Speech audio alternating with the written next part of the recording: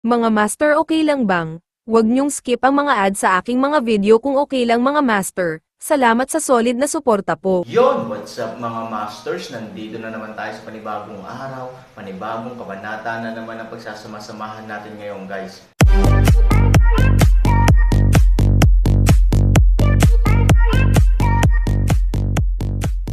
Bali mga masters, kung bago ka pa lang po sa aking YouTube channel, please click the subscribe button, lalong-lalo na po yung notification bell guys, para maging connected pa rin tayo sa isa't isa at maging updated kayo sa mga susunod ko pang video.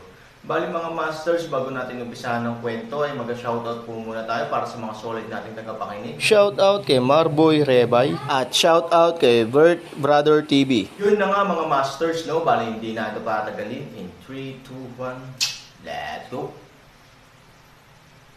Sa loob lamang ng 1 minuto, mabilis na tumataas ang presyo sa gitna ng kompetisyon, hanggang umabot sa 200 milyon. Maging si Luo Jin, ang maringal na Panginoon ng lungsod, ay nakaramdam ng sobrang hirap na huminga sa oras na ito, at halos hindi na siya huminga ng ilang sandali.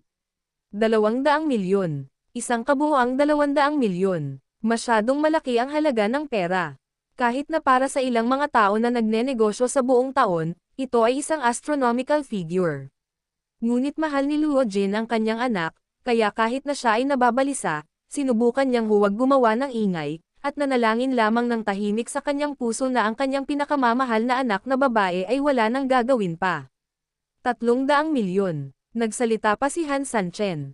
Sa pagkakataong ito, hindi napigilan ni Luo Jin ang paglunok, at tumingin sa mga mata ng kanyang anak, na puno rin ng pag-asa at pananabik.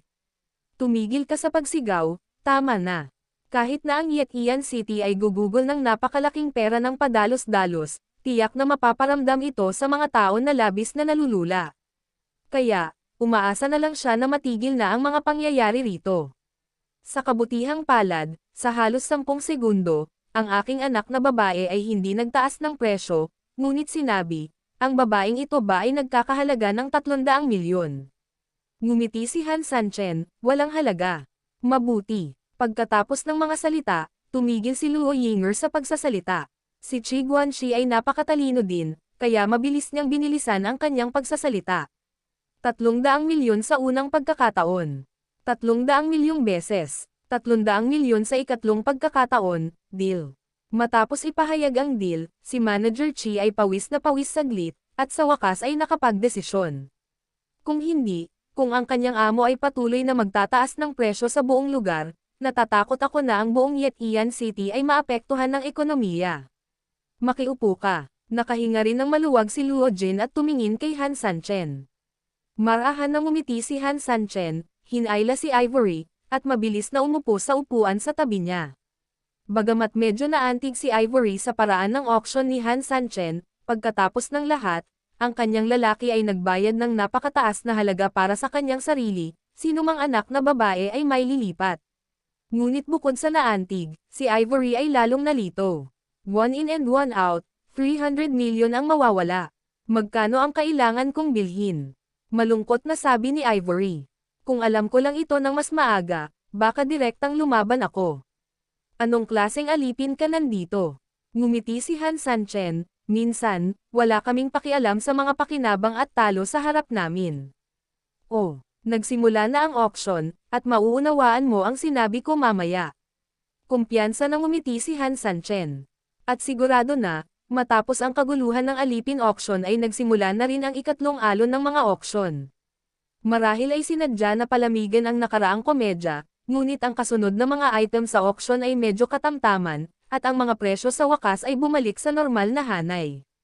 Libo-libo, 10-10 libo, o kahit 10-10 libo o 200 libo. Si Luo Yinger, Han Sanchen at ang iba pa ay nakaupo rin bilang mga panauhin, at sila ang namamahala sa panonood ng palabas. Hanggang sa ika-4 na alon ng mga auction, nagsimulang ipadala ni Yetian City Defense Buda ang mga bagay sa ilalim ng deposit box. Lahat, ang auction ng ilang maliliit na materyales ay ngayon lang natapos. Naniniwala ako na may mga tao na kumuha ng litrato sa ilang mga bagay na gusto nila, ngunit hindi sila partikular na gusto, at ang ilang mga tao ay tamad na kumuha ng litrato, nakatulog sa buong oras. Panipi. Oo, Naiintindihan ko, dahil ang mga nakaraang bagay ay talagang napakababa. Kung ikukumpara sa aming 8-year grand event, parang hindi ito akma. Gayunpaman, iyon ang aming sinasadya. Kung tutuusin, ang ilang masarap na ulam kung minsan ay nangangailangan ng ilang berdeng gulay upang maibsan ang pagod. Ngayon, ito ay sapat na upang malutas ang mamantika, natural, lahat ng ito ay matitigas na pinggan. Ipinapahayag ko na mula ngayon, lahat ay ang pinakamahusay. Halika, pumunta muna tayo sa Hangwu Qingyi, ang property ng town hall ng Beiming Zhenjuang. Pagkahulog ng mga salita, isang puting damit na parang tela ang inilagay sa isang kahon at dinala. Ang mga damit ay napakanipis, at tila walang bakas sa pamamagitan lamang ng pagtingin sa ibabaw, ngunit kung ang isang taong may antas ng pagtatanim ni Han Sanchen ay maingat na tumingin, makikita niya na mayroong bahagyang puting usok na lumulutang sa mga damit. Hindi napigilan ni Han Sanchen na sumimangot, nakakatuwa ang bagay na ito. Ang magaan na damit ng Hangwo ay tumitimbang ng hindi hihigit sa 2 tael, ngunit ito ay makatiis ng libu-libong armas at 100 toneladang puwersa. Damn, the 8-year grand event has finally officially kicked off, and this baby is also on stage. Ito talaga ang gusto kong makilahok sa kaganapang ito, lahat, gagawin ko ito. Sa madla, pagkatapos marinig ang pangalan ng kayamanang ito, maraming tao ang ganap na pinakuluan ng ilang sandali. Malinaw, ang bagay na ito ay may magandang background. Idinedeklara ko, magsisimula na ang auction. Si Han Sanchen ay hindi nagmamadaling kunin ang bagay na ito. Lahat ng bagay sa Yetian City ay nagsisimula sa isang amethyst. Sa makatuwid, gaano man kalakas ang naunang tawag, wala itong silbi. Nang makalipas ang 10 minuto, ang presyo ng mga damit ay tumaas ng higit sa 7 milyong yuan, at ang pagtaas ng presyo sa lugar ay unti-unting bumaba, itinaas ni Han Sanchen ang kanyang kamay ng may ngiti. 10 milyon. 10 milyon. Here he comes, heto na naman siya. Fuck, bakit nasaan siya? I think he is really rich, pero hindi ba't gumastos lang siya ng 300 million para bumili ng mga gamit, and he came to join in the fun. Ganun ba ang lakas niya? Ang bastos ni Goguri, nabangkarote na ba siya ng 300 million yuan, kaya niya tayo ginugulo dito.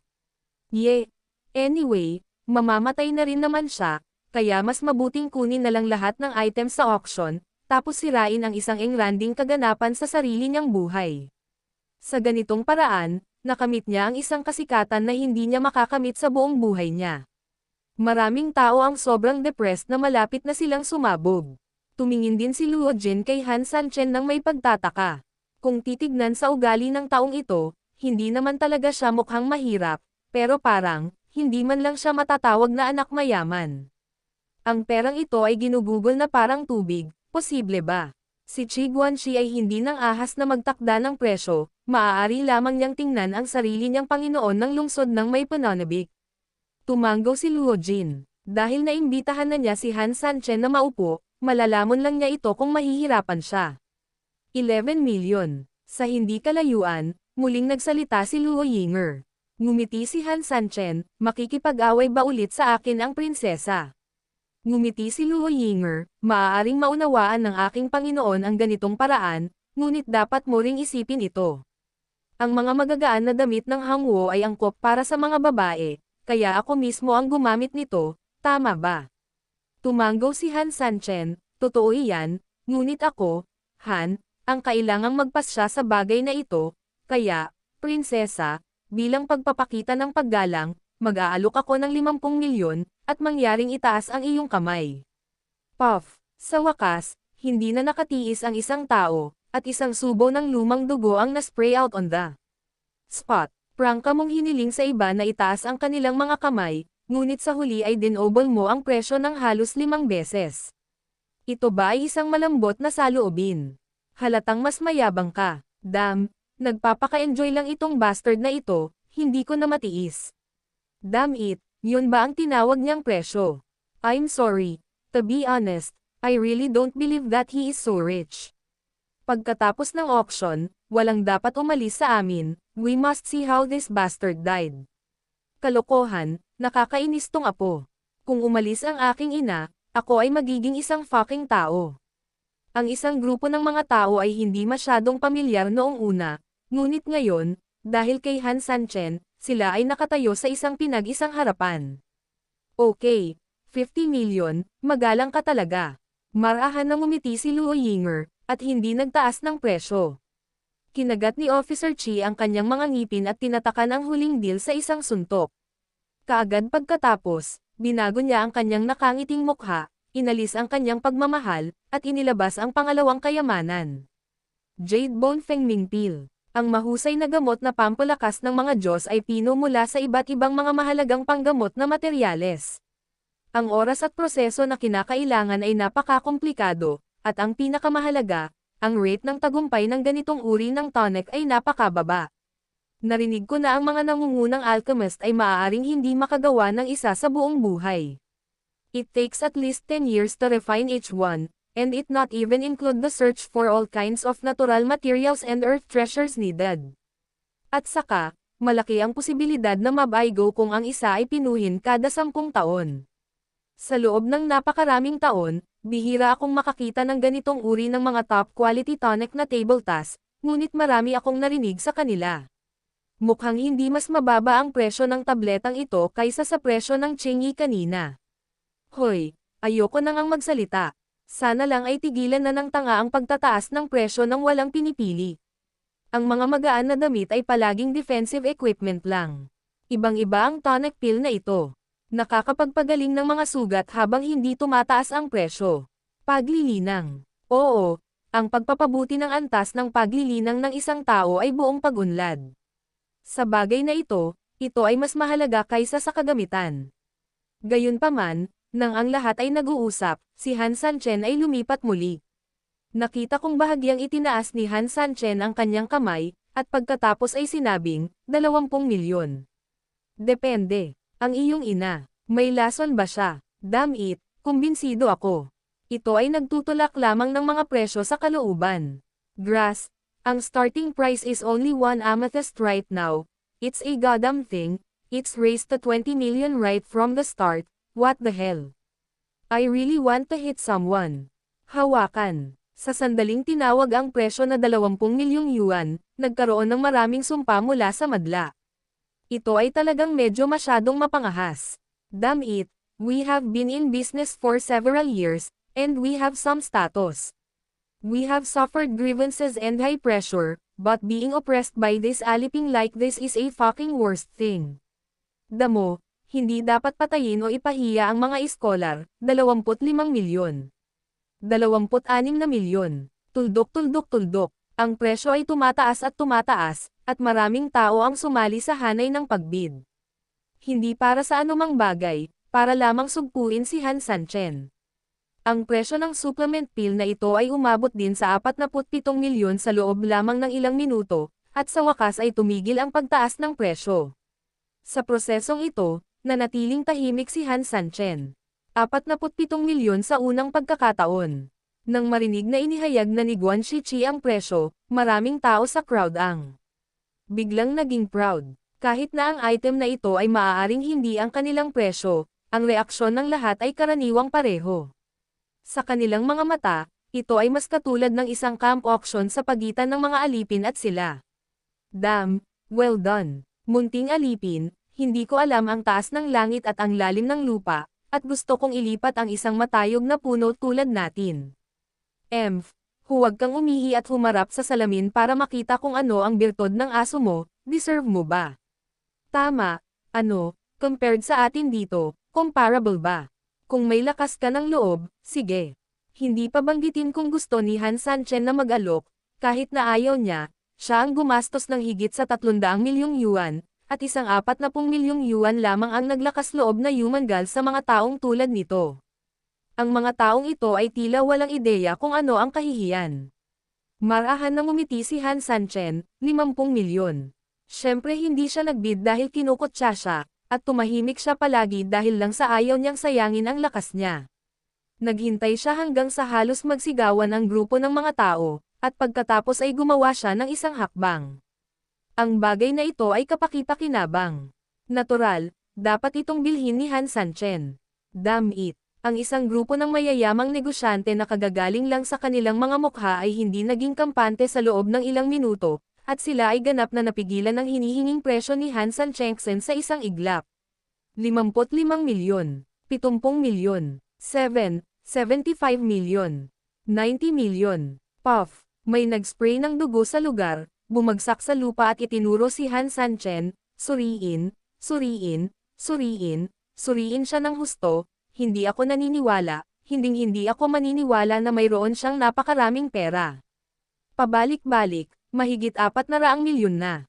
Maliban na lamang kung ito ay isang super Diyos, kung hindi, imposible para sa kanya na magkaroon ng napakaraming pera. Tumayo din si Luo Jin sa oras na ito, kahit na gusto niyang ipagpatuloy ang auction sa ideya ng pagiging patas, ngunit ngayon, kailangan niyang muling ayusin ito. Sobra talaga ang ginagawa ni Han Sanchen. Kung mayaman talaga siya, walang masama. Ngunit kung walang pera, kung gayon ang gulo ay sapat na malaki, at oras na upang huminto. Itong Ginoo, napanatili pa rin ni Luo Jin ang pinakapangunahing kagandahang loob.